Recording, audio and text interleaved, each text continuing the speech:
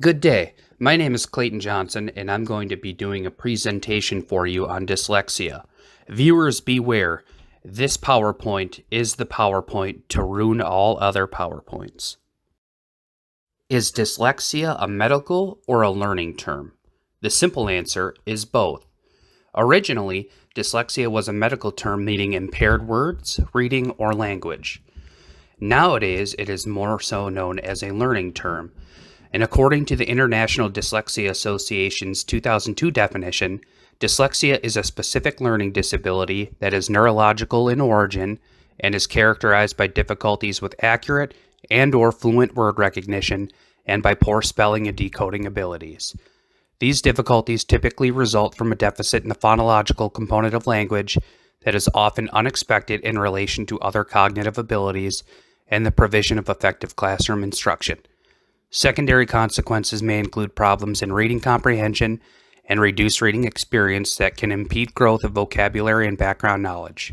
Where the medical perspective focuses on genetics, brain damage, and central nervous system dysfunction, the educational perspective focuses on reading disabilities. Understanding dyslexia and its impact on reading is really important because our abilities to read effectively have a crucial impact on how we navigate life.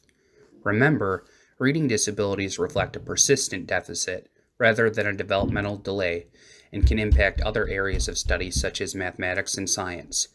For instance, if one doesn't understand or comprehend what they are supposed to be doing or learning about, the deficits are compounded. Many people think that dyslexia is where a person reverses certain letters or reads words backwards. However, dyslexia simply means impaired words, reading, or language.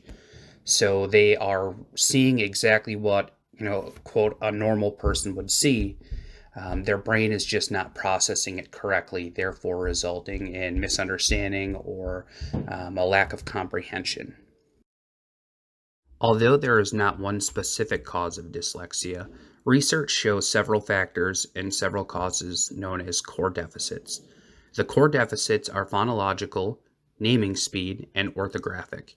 Consensus has shown that phonological processing is the most common source of reading difficulty.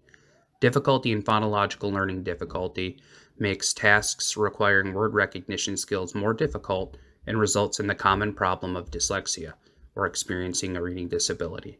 Naming speed deficit refers to the inability to rapidly retrieve the spoken referent for a visual stimulus.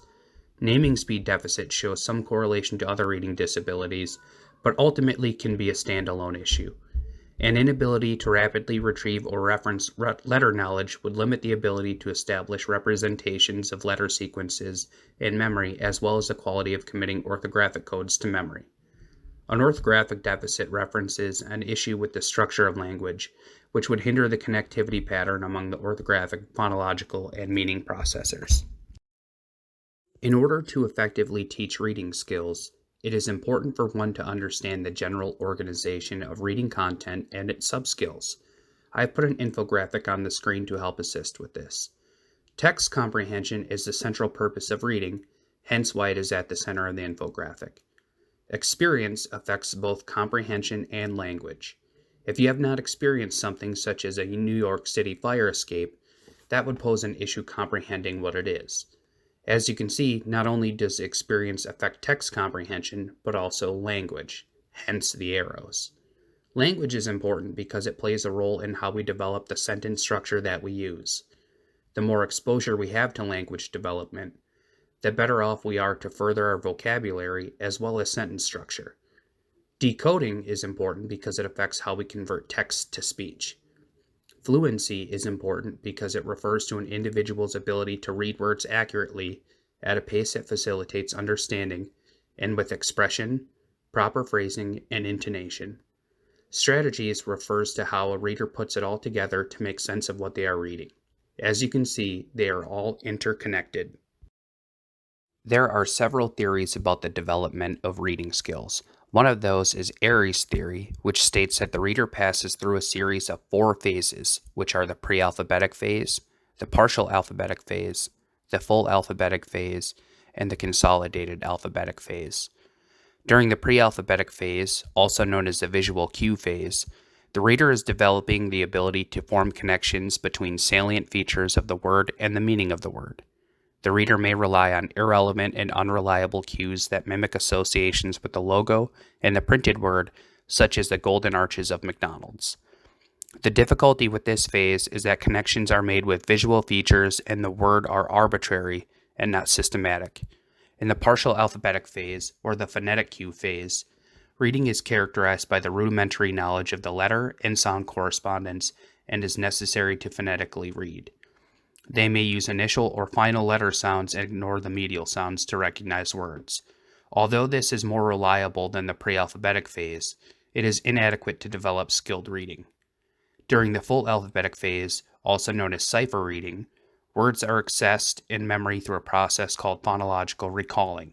Unlike in the partial alphabetic phase, the complete array of letters are connected to the phonemic structure of the word. During the consolidated alphabetic phase, readers begin to consolidate multi-letter patterns to memory instead of always recoding words at the phoneme level. Larger chunks might be used to make forming a connection to new words more efficient, which is also a sign of a skilled reader. Another way to develop reading skills is through Chall's stages of reading development, which are divided into 6 stages. The first 3 stages are Stage 0, or the pre-reading stage, Stage 1, initial reading or decoding, and Stage 2, which is confirmation, fluency, and ungluing from print. The pre-reading stage begins at birth and is completed by about age 6. During this stage, children gradually and unsystematically accumulate understandings about readings. Many children will be able to recognize letters, common signs, and words and be able to print their own names. They may also pretend to read a story that they have memorized. To foster the development of this stage, parents should frequently read to their children and help them learn to identify letters, short words, and various labels such as traffic signs during everyday activities such as play. The initial reading or decoding stage occurs during 1st and 2nd grade and involves learning to use letter and sound relationships to help decode printed words that they do not recognize immediately. Although they will begin to recognize words and understand what is in books, their ability to read and understand is considerably less than what they can understand through speech.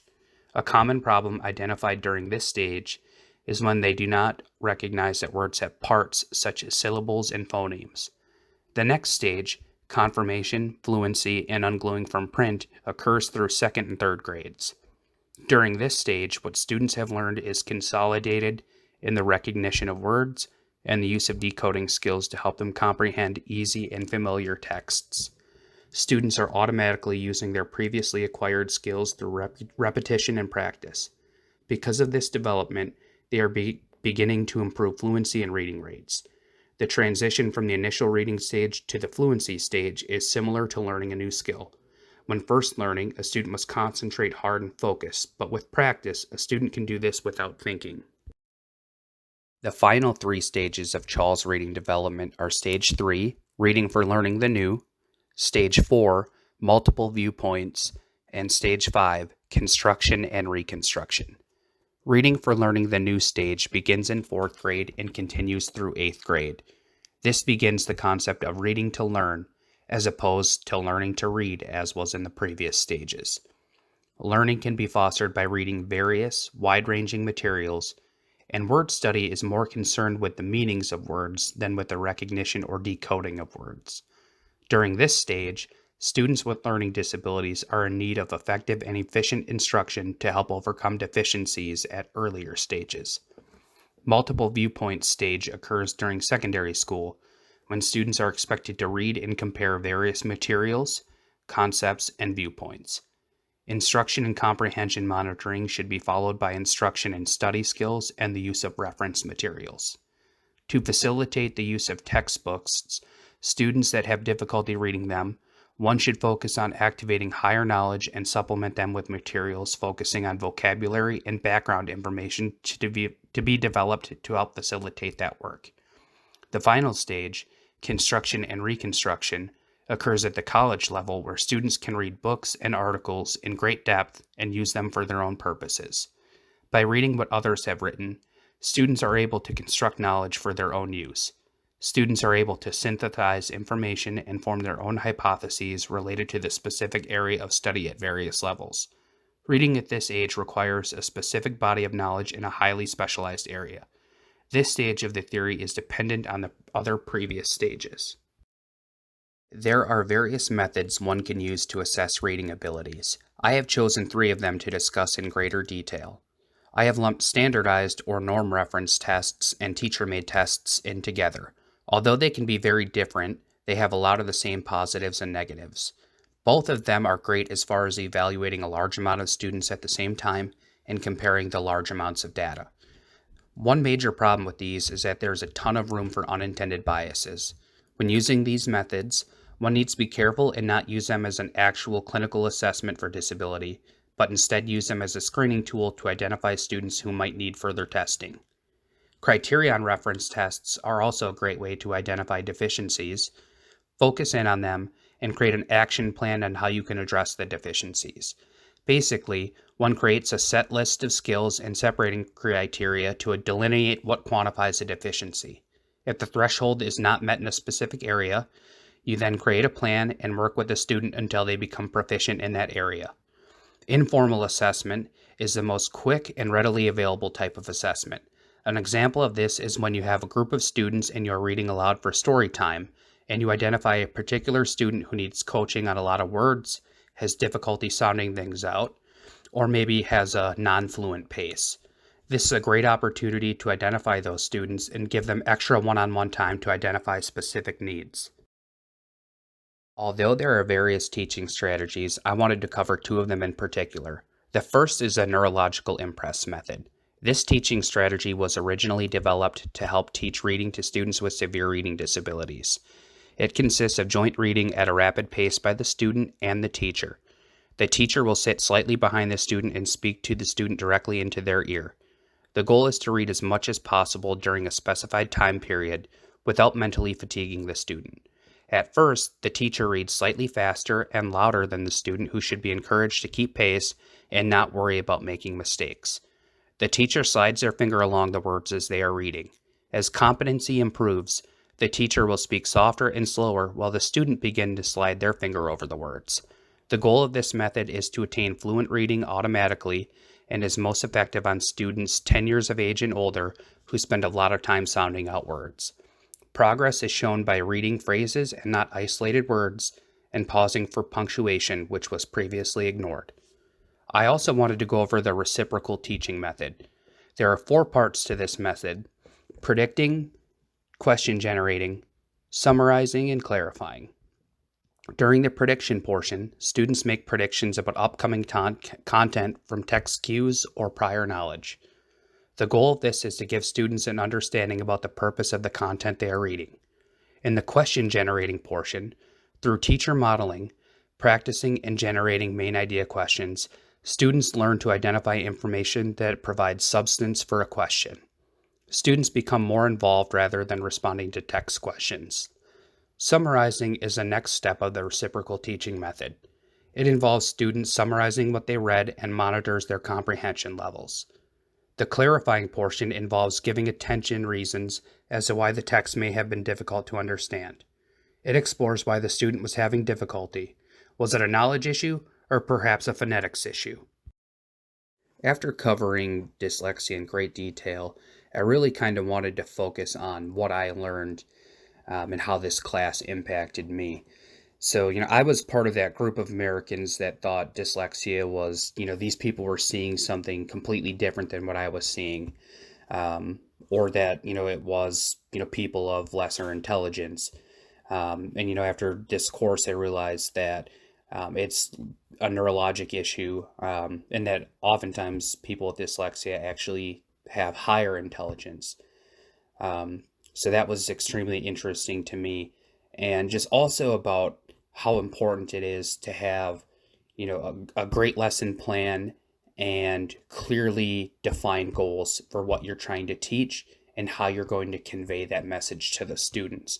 If everyone is on the same page and working towards the same goal, it's easier to create an action plan and address any deficiencies and help give those students that need it extra time.